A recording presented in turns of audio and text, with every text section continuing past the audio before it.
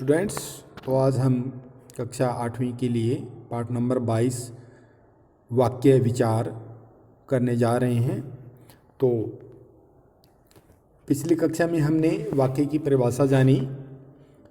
वाक्य की परिभाषा यानी भावों और विचारों को प्रकट करने वाले शब्दों के व्यवस्थित समूह को वाक्य कहते हैं।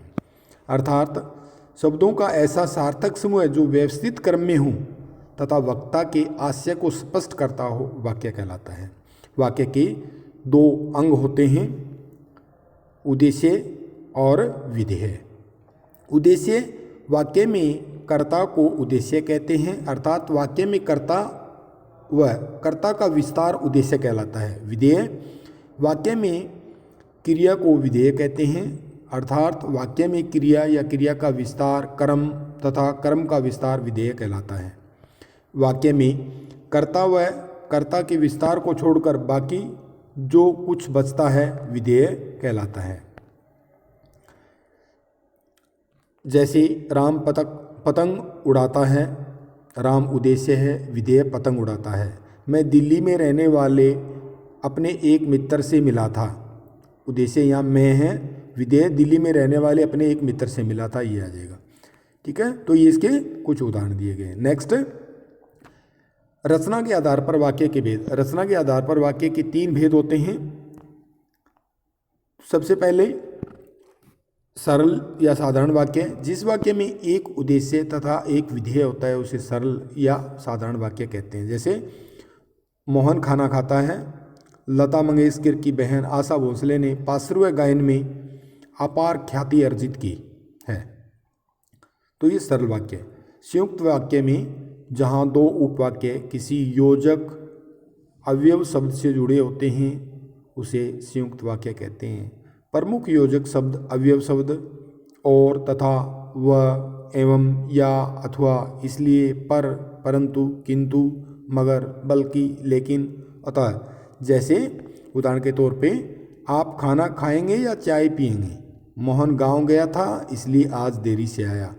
मोहन और सोहन बाजार जाते हैं। तो इसकी कुछ ये जो अवयव शब्द है इसको आपको ध्यानपूर्वक पढ़ करके इनको याद करना है ताकि आप पहचान सकें कि संयुक्त और मिश्र वाक्य क्या होते हैं। नेक्स्ट हम करते हैं मिश्र वाक्य। जिस वाक्य में एक प्रधान तथा एक या एकाधिक आश्रित उपवाक्य होते हैं उसे मिश्रित वाक्य कहते हैं। इसके 3 भेद होते हैं, संज्ञा आश्रित उपवाक्य, विशेषण आश्रित उपवाक्य, क्रिया विशेषण आश्रित उपवाक्य। जब किसी आश्रित उपवाक्य का प्रयोग प्रधान उपवाक्य की किसी संज्ञा के स्थान पर प्रयोग होता हो तो उसे संज्ञा आश्रित उपवाक्य कहते हैं। संज्ञा आश्रित उपवाक्य का आरंभ की से होता है, यानी छोटी की मात्रा। जैसे मैं जानता हूँ कि तुम डॉक्टर बनकर समाज की सेवा करो। मालिक ने नौकर से कहा कि कल का अवकाश रहेगा। नेक्स्ट, विशेषण आश्रित उपवाक्य। जब कोई आश्रित उपवाक्य प्रधान उपवाक्य के किसी संज्ञा या सर्वनाम शब्द की विशेषता बताए तो उसे विशेषण आश्रित उपवाक्य कहा जाता है। इसकी जो पहचान में जो दे रखे हैं, जहाँ से ये स्टार्ट होते हैं, शुरू होते हैं। जैसे यह वही लड़का है जो कल काला कोट पहनकर आया था। यह वही भारत देश है जो सोने की चिड़िया कहलाता था। तीसरा, इसमें क्रिया विशेषण आश्रित उपवाक्य। जब कोई आश्रित उपवाक्य प्रधान उपवाक्य की क्रिया की विशेषता बताए या सूचना दे उसे क्रिया विशेषण आश्रित उपवाक्य कहते हैं। क्रिया इसकी जो विशेषण आश्रित उपवाक्य में क्या आता है, यदि, तो, क्योंकि, ताकि, जब तक, इधर, जिधर, जैसा वैसा शब्दों का प्रयोग करता है।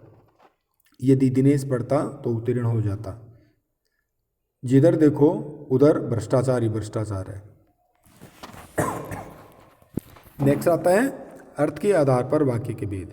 इनके 8 प्रकार होते हैं, भेद होते हैं। विधान वाक्य। जिन वाक्यों में क्रिया के सामान्य रूप से होने का बोध हो उन्हें विधान वाक्य कहते हैं। जैसे मैं कल मेला देखने जाऊंगा। या सूर्य पूर्व दिशा में उदय होता है। निषेध में मनाही वाले, जिन वाक्यों में क्रिया के न होने का बोध हो उन्हें निषेधवाचक वाक्य कहते हैं। जैसे मोहन आज का मैच नहीं देख पाएगा या नहीं खेल पाएगा या नहीं खेलेगा, दिनेश कल फिल्म नहीं देखेगा, ये सारे निषेध में। प्रश्नवाचक जिसमें प्रश्न आदि किया जाता है, तुम घर क्यों नहीं गए, अब इसमें क्वेश्चन हो रहा है, प्रश्नवाचक हो रहा है, प्रश्न किया जा रहा है, वह क्या पढ़ रहा है, तो इसमें प्रश्नवाचक चिन्ह का प्रयोग। विस्मय आदि बोधक, जिन वाक्यों में हर्ष, घृणा, पीड़ा, विस्मय आदि भावों का बोध होता है वो विस्मय आदि बोधक वाक्य कहलाते हैं। अरे यह तुमने क्या किया, अरे यह क्या हो रहा है, यह क्या कर रहे हो। नेक्स्ट आज्ञावाचक, जिन वाक्यों में आज्ञा, प्रार्थना, विनय इत्यादि का बोध होता है उन्हें आज्ञावाचक वाक्य कहते हैं। वर्षा तुम गाना गाओ, ठीक है ना, तो ये इसका उदाहरण है। इच्छावाचक, जिन वाक्यों में इच्छा या शुभ कामना का बोध होता है उसे इच्छावाचक कहते हैं। आयुष्मान भव, यशस्वी भव, ये सारे इच्छावाचक में आते हैं। संदेहवाचक, जिन वाक्यों में संदेह या संभावना प्रकट हो या उसके जो भाव प्रकट हो उसे हम संदेहवाचक कहते हैं।